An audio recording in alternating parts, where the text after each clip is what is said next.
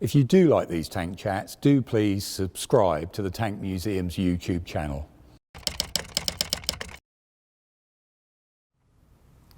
Now we're having a look at a light amphibious tank, actually a vehicle that came out in 1938.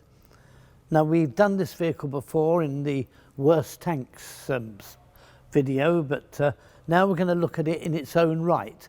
But I ought to say beforehand that I dislike amphibious tanks from the word go, so I'm not really the best person to talk about it, but anyway, never mind. It is a one-off. It was built by Vickers Armstrong as L1E3 and is the only amphibian of its type that comes out. Before then they produced a whole load and sold a number of them, none to the British of course, but this one was built just before the war and then they more or less lost interest in it. Now to begin with, the amphibious nature, it's covered in a flotation box all the way round. This consists of originally an alloy, but later of light steel. It's filled with either cape hook or balsa wood to make it float, so that the actual armour of the vehicle is well inside. It's a two-man light tank with one machine gun sticking out the turret. The machine gun could be a 303 water-cooled, it normally would have been. It could be a .5.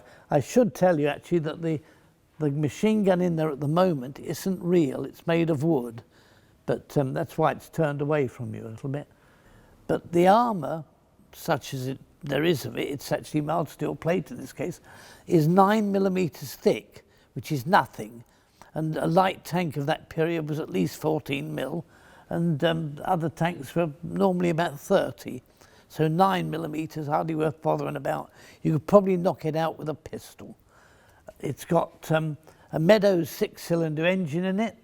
It goes pretty fast. It'll travel at about 30 miles an hour on land, though it's a bit hopeless in the water. The tracks are standard light tank tracks.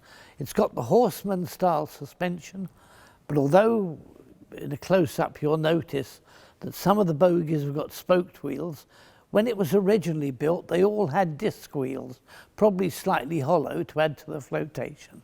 But that was just a change that took place over the years really, because the thing was put under wraps for more or less for the whole war period, was then tested again in 1945, and they still found it was absolutely useless.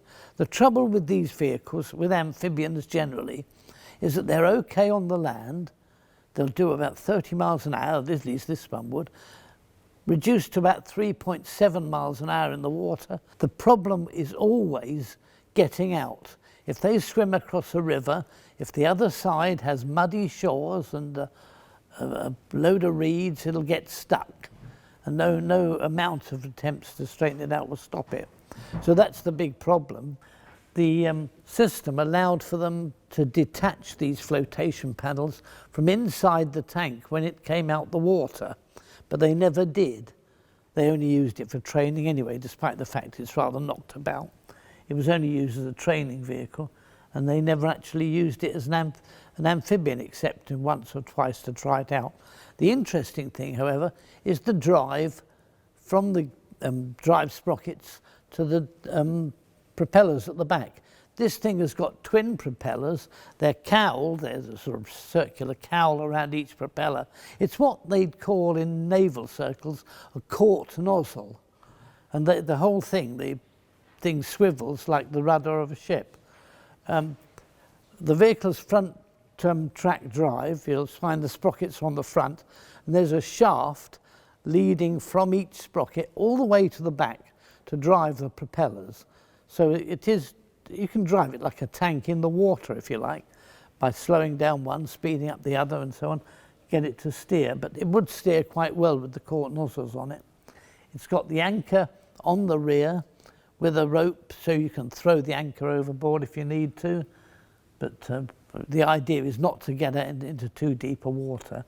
But that's this vehicle.